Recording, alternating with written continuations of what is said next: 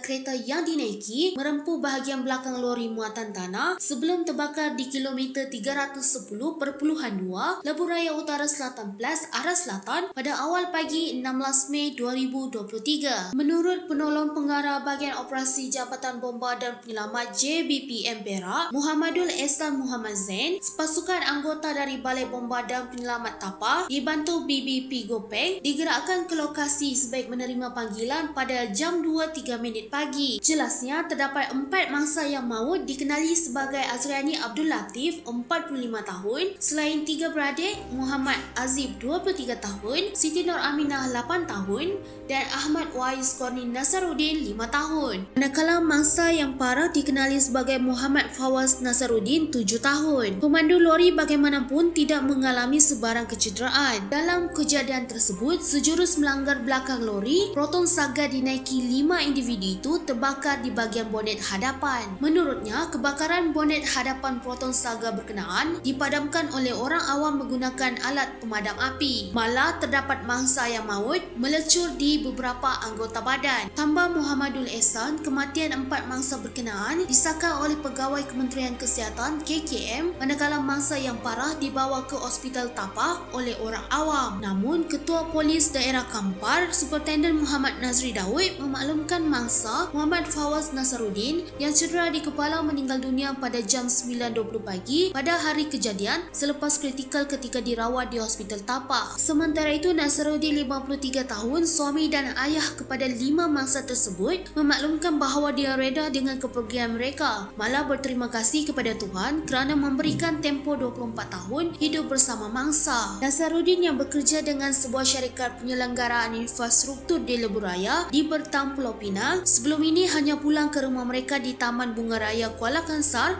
pada setiap hujung minggu. Dia juga telah dimaklumkan kemalangan yang menimpa keluarga pada kira-kira jam 5 pagi pada hari kejadian selepas menerima panggilan anggota polis yang bertugas. Selain itu, Nasaruddin mengakui beliau dan isteri menekankan pendidikan agama kepada anak mereka apabila sebilangan besar anaknya dihantar mengikuti pendidikan di sekolah agama. Tambah Nasaruddin, jenazah isteri dan 4 anaknya disolatkan di Masjid Al-Hadari pada Rengas dan disemadikan dalam satu liang di tanah perkuburan berhampiran masjid berkenaan. Selain suami, Azriani turut meninggalkan anak keempat, Ahmad Danish Bashir, 16 tahun, anak keduanya Ahmad Hazim Zuhaidin Nasaruddin, 21 tahun, anak ketiga iaitu Muhammad Ilham, 20 tahun, serta anak kelimanya Siti Nur Khadijah, 14 tahun. Bagaimanapun, jenazah 5 beranak tersebut selamat dikebumikan dalam satu liang di tanah perkuburan Islam Kampung Paya Panjang kira-kira jam 6.50 petang pada 16 Mei 2023. Terdahulu, van membawa jenazah mereka berlepas dari Hospital Kampar dan tiba di Masjid Al-Hadari jam 5.11 petang sebelum disolatkan kira-kira 600 jemaah. Difahamkan ratusan hadirin termasuk saudara mara dan rakan kenalan turut hadir ke masjid itu bagi memberi penghormatan terakhir dengan sebahagian daripada mereka turut mengiringi hingga ke perkuburan. Malah turut dilihat hadir ke majlis itu Ahli Dewan Undangan Negeri ADUN Lubuk Merbau Azizi Muhammad Rizwan. Kejadian berbahaya boleh terjadi di mana saja. Apapun, diharapkan semua masyarakat sentiasa berhati-hati dan berwaspada ketika berada di atas jalan raya kerana pandu cermat jiwa selamat.